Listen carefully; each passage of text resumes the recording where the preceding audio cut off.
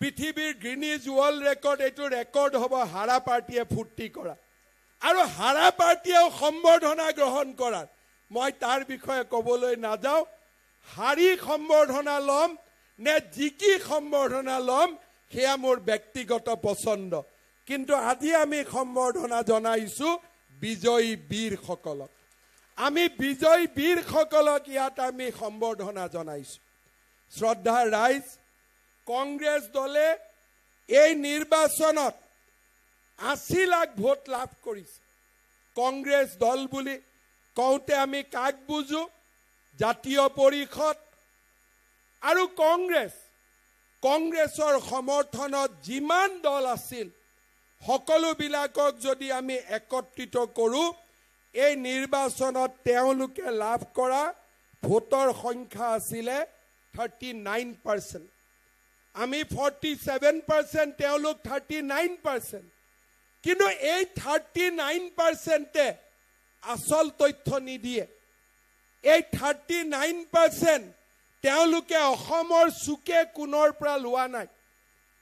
উজনিৰ পৰা নামনিলৈ বৰাকৰ পৰা পাহাৰলৈ ভয়ামৰ পৰা ধুবুৰীলৈ তেওঁলোকে লোৱা নাই এই গোটেই ভোটৰ 50% ভোট অৰ্থাৎ এই গোটেই ভোটৰ 30 লাখ ভোট তেওঁলোকে মাত্ৰ 21টা সমষ্টিৰ পৰা লাভ কৰিছে অসমৰ সংখ্যালঘু অধ্যুষিত 21টা সমষ্টিতে তেওঁলোকে পোৱা ভোটৰ আধা সংখ্যক ভোট তেওঁলোকে মাত্ৰ 21টা সমষ্টিতে লাভ কৰিছে তাৰ মানে যদি আজি বিধানসভাৰ নিৰ্বাচন হ'লহেঁতেন এই বিধানসভাৰ নিৰ্বাচনৰ ফলাফল কি হ'লহেঁতেন কংগ্ৰেছ দল 32টা বিজেপি দল 92টা এই আছিলে এইবাৰৰ বিধানসভা নিৰ্বাচন যদি অনুষ্ঠিত হ'লহেঁতেন তাৰ ফলাফল আছিল এইটোৱে শ্ৰদ্ধা ৰাইজ অসমৰ সেই সংখ্যালঘু সমষ্টিবিলাকত বিজেপিয়ে ভোট পাইছে মাত্ৰ 3% বিজেপিয়ে 3% পোৱা ভোটৰ বিপৰীতে তেখেতসকলে ভোট পাইছে 30 লাখ ভোট তাৰ মানে এটা কথা এই নিৰ্বাচনে প্ৰমাণ কৰিলে যে হিন্দুৱে সাম্প্ৰদায়িকতা নকৰে কোনোবাই যদি অসমত সাম্প্ৰদায়িকতা কৰে এটাই জনগোষ্ঠীয়ে কৰে এটা ধৰ্মৰ লোকে কৰে আন কোনো ধৰ্মৰ লোকে সাম্প্ৰদায়িকতাবাদ নকৰে এইবাৰৰ নিৰ্বাচনত সেই কথা প্ৰমাণ হ'ল সৰ্বানন্দ সোণোৱাল ডাঙৰীয়াৰ বিপক্ষে কোনোবাই প্ৰতিদ্বন্দিতা কৰিছে বিজুলী কলিতা মেধিৰ বিৰুদ্ধে কোনোবাই প্ৰতিদ্বন্দিতা কৰিছে কোনোবাই দিলীপ শইকীয়াৰ বিৰুদ্ধে প্ৰতিদ্বন্দিতা কৰিছে অসমৰ সংখ্যাগুৰু ৰাইজে যোগ্যতা আশা আকাংক্ষা আৰু অভাৱ অভিযোগৰ ভিতৰত ভিত্তি কৰি আমাকো ভোট দিছে আমাৰ বিপক্ষে থকা দলটোকো ভোট দিছে ৰাস্তা কতো হোৱা নাই চাকৰি কোনেও পোৱা নাই মানি লোৱাৰ পিছতো আমাৰ কিন্তু এছাম লোকৰ চৰকাৰৰ প্ৰতি অভিযোগ নাথাকে কংগ্ৰেছৰ দিনত চৰত মাটিৰ পট্টা পোৱা নাই কংগ্ৰেছৰ দিনত সংখ্যালঘু সম্প্ৰদায় লোকে দৰিদ্ৰতাৰ বাবে তিলকৈ জীৱন যাপন কৰিছে সংখ্যালঘু অঞ্চলত এটাও ৰাস্তা নাই বিজুলী বাতি যোৱা নাই মূল্য বৃদ্ধিৰ কথা চিন্তা কৰা নাই কোন কাৰ্যকৰ্তাই কি পাইছে চিন্তা কৰা নাই সংখ্যালঘু ৰাইজে কংগ্ৰেছক ভোটৰে উপচাই দি আহিছিল আৰু এইবাৰো ভোটেৰে উপচাই দিছে অসমৰ বাবে আমি শিকিবলগীয়া কথা যিবিলাকে বিজেপি কিমান দিন সাম্প্ৰদায়িকতাবাদী বুলি কৈ আহিছিল আমি বিজেপিয়ে ক'ব পাৰো যে আমি যদি হিন্দু সমাজৰ হৈও কৰবাত থিয় হৈছো অসমীয়া সমাজৰ হৈ যদি আমি থিয় হৈছো জনজাতীয় ৰাইজৰ হৈ যদি আমি থিয় হৈছো 100টা ভোটৰ 100টা ভোট আমি পোৱা নাই আমাৰ কোনো এজন সংসদ 10 লাখ 12 লাখ ভোটত বিজয়ী হোৱা নাই কিন্তু যদি কৰিমগঞ্জক বাদ দি অসমৰ যদি আমি বাংলাদেশৰ মূলৰ সংখ্যালঘু লোকসকলৰ ভোটৰ কেন্দ্ৰবিলাক যদি চাব যাওঁ 100টা ভোটৰ 99টা 100টা ভোটেই মাত্ৰ কংগ্ৰেছ দলে লাভ কৰিছে আগতে তেওঁলোকৰ ঠিকা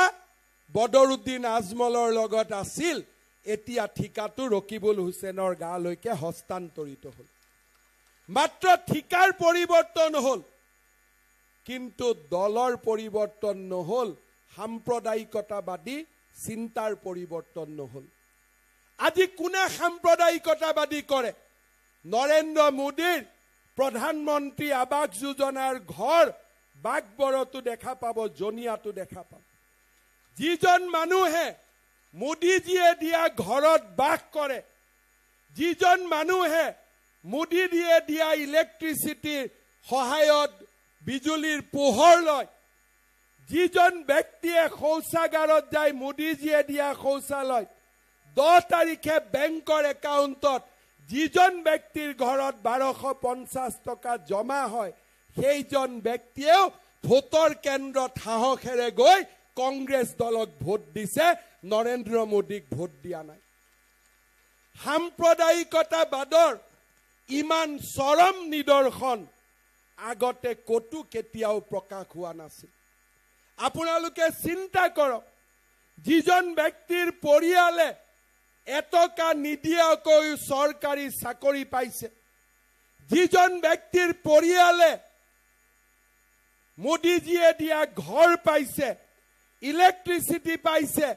ঘৰৰ সন্মুখৰ ৰাস্তা পকী হৈছে স্কুল পকী হৈছে সেইজন ব্যক্তিয়ে বস্তুৰ দামৰ কথা চিন্তা কৰা নাই সেইজন ব্যক্তি আন একোৱেই চিন্তা কৰা নাই এটাই চিন্তা কৰিছে মোদী হাটাও তাৰ বাদে আৰু একো চিন্তা কৰা নাই কিন্তু হিন্দু সমাজ ধৰ্ম নিৰপেক্ষভাৱে আমি চিন্তা কৰা নাই মোদী বাঁচাও কোনোবাই মোদীক ভোট দিছো কোনোবাই মোদীক ভোট দিয়া নাই কিন্তু বাংলাদেশী মূলৰ সংখ্যালঘু সম্প্ৰদায়ৰ লোকসকলে কংগ্ৰেছ চৰকাৰ ৰাজ্যত থাকিলেও পেট্ৰলৰ দাম 300 টকা হলেও তেওঁলোকে কংগ্ৰেছকে দিব কাৰণ অসমখনৰ ওপৰত তেওঁলোকে অহা 10 বছৰৰ ভিতৰত অসমখনক তেওঁলোকে দখল কৰিব লাগে সেয়ে হৈছে তেওঁলোকৰ একমাত্ৰ লক্ষ্য নিৰ্বাচনৰ সময়ত মাত্ৰ মডেল কোড অফ কণ্ডাক্ট আছিল আমি মন্ত্ৰীসকলে অফিচত অহা নাছিলো মই নিৰ্বাচনৰ কামত ৰাজ্যৰ বাহিৰত আছিলো এই তিনিটা সময়ৰ ভিতৰতে তেওঁলোকে লখিমপুৰত থানা আক্ৰমণ কৰিলে এই সময়ৰ ভিতৰতে বৰপেটাৰ হিন্দু গাঁৱত তেখেতসকলে আহি সংগবদ্ধ আক্ৰমণ চলালে আৰু এই এমাহৰ ভিতৰতে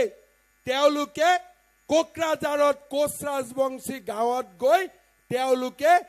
মাটি দখলৰ অভিযান চলালে মাত্ৰ মডেল কোড অফ কণ্ডাক্টৰ কাৰণে এমাহ মাত্ৰ বিজেপি চৰকাৰখন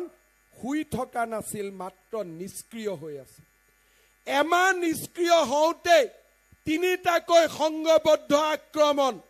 আৰু এইখন অসমত যেতিয়া বিজেপিৰ চৰকাৰ নাথাকিব দিনে নিশাই এনেকুৱা কিমান আক্ৰমণ চলিব তাক মাত্ৰ আমি কল্পনা কৰাৰ প্ৰয়োজন শ্ৰদ্ধাৰ ৰাইজ ভাৰতীয় জনতা পাৰ্টিৰ চৰকাৰখনে বিভিন্ন অসুবিধাৰ মাজতো সমষ্টিৰ পুনৰ নিৰ্ধাৰণৰ জৰিয়তে এইবাৰৰ নিৰ্বাচনত আমি প্ৰমাণ কৰিলো যে খিলঞ্জীয়াৰ স্বাৰ্থ সুৰক্ষা কৰিব পৰা